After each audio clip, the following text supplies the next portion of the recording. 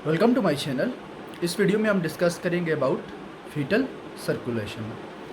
क्योंकि foetal circulation systemic circulation से बहुत ज़्यादा डिफरेंट होती है और बहुत सारे लोग सिस्टेमिक सर्कुलेशन के बारे में जानते हैं, इसलिए फीटल सर्कुलेशन पर बात करना अभी ज़रूरी है।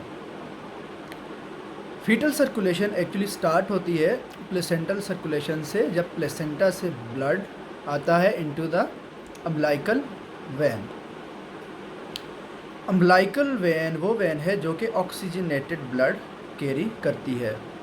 बाकी अगर हम केसेस में देखा जाए तो जो वेन होती है वो डीऑक्सीजनेटेड ब्लड कैरी करती है, लेकिन इधर अम्बिलिकल वेन जो है वो ऑक्सीजनेटेड ब्लड कैरी कर रही है और ये ब्लड को कैरी करती है towards portal circulation as well as towards ductus venosus.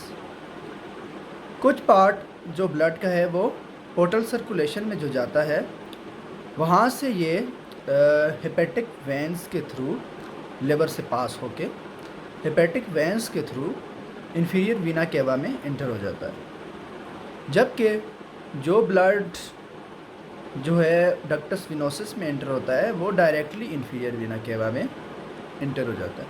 सो इनडायरेक्ट और डायरेक्ट पाथवेज ब्लड एक्वायर करता है और इंफीरियर वीना केवा में इंटर होने के बाद ब्लड राइट एट्रियम में एंटर हो जाता है। आप पिक्चर में देख सकते हैं कि जब ब्लड राइट एट्रियम में एंटर होता है तो राइट एट्रियम के थ्रू जहाँ पर फोरामेन ओवेल होता है सेप्टम में, वहाँ से ये लेफ़्ट एट्रियम में चला जाता है। 1/3 ऑफ द ब्लड जो कि राइट एट्रियम में एंटर हो रहा है उससे लेफ़्ट एट्रियम में शंट होके चला जाता है थ्रू फोरामेन ओवेल।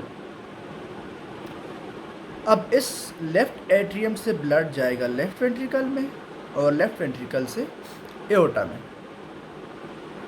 जो राइट एट्रियम में बाकी ब्लड बच गया यानी 2/3 ऑफ ब्लड वो इंटर होगा इनटू द राइट वेंट्रिकल और राइट वेंट्रिकल से वो ब्लड इंटर होगा इनटू द पल्मोनरी ट्रंक। आप पिक्चर में देख सकते हैं पल्मोनरी ट्रंक से बहुत माइन्यूट अमाउंट ऑफ ब्लड जाता है टू द लंग्स। क्योंकि लंग्स अभी फंक्शनल तो है नहीं, तो लंग्स को सिर्फ प्रिजर्व रखना है, तो उसके लिए थोड़ा अमाउंट ऑफ ब्लड थोड़ा सा जा रहा हो। जबकि जो पल्मोनरी ट्रंक है उसके कनेक्शन होता है विद द एओर्टा, जिसको हम कहते हैं डक्टस आर्टीरियोसस। डक्टस आर्टीरियोसस का कनेक्शन होता है जो कनेक्ट कर रहा होता है पल्मोनरी ट्रंक को विद एओर्टा।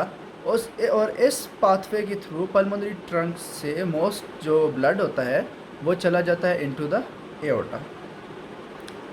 सो अब एओर्टा से आगे सर्कुलेशन उसी तरह है कि ब्रेन को जाता है, लिम्स को जाता है और एब्डोमेन को एओर्टा ब्लड पहुंचा देता है।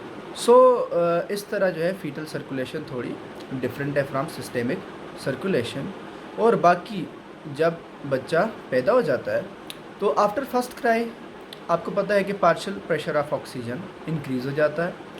जब partial pressure of oxygen increase होता है और साथ में जो प्रोस्टाग्लैंडिन ई की लेवल्स होते हैं वो डिक्रीज़ होना शुरू हो जाते हैं, तो जो डक्टस आर्टीरियोसस है उसमें फाइब्रोसिस होती है और वो लिगामेंटम आर्टीरियोजम में कन्वर्ट हो जाता है। लिगामेंटम आर्टीरियोजम में जब कन्वर्ट होता है तो यहाँ पर जो शंट था between aorta and pulmonary trunk, उस शंट की क्लोजर हो जाती है।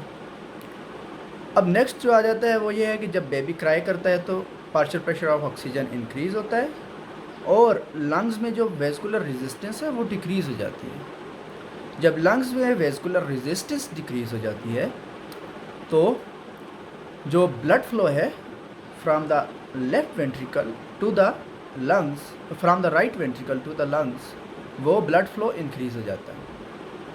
जब लंग्स में ब्लड ज़्यादा जाएगा तो इसका मतलब है लंग्स से ब्लड रिटर्न होके लेफ़्ट एट्रियम में ज़्यादा आएगा। उसकी वजह से लेफ़्ट एट्रियम में प्रेशर इंक्रीज़ हो जाता है। जब लेफ़्ट एट्रियम में प्रेशर इंक्रीज़ होता है तो उसकी वजह से ऑटोमेटिकली फोरामेन ओवेल क्लोज हो जाता है। और इस तरह ये दूसरा शंट भी क्लोज हो जाता है। अब बात रही डक्टस विनोसस की, उसका क्या होता है? तो डक्टस विनोसस जो है ये लिगामेंटम टीरीज में कन्वर्ट हो जाता है। So this is all about foetal circulation. अगर आपको वीडियो पसंद आए तो लाइक कीजिए और सब्सक्राइब कीजिए मेरे चैनल को। शुक्रिया।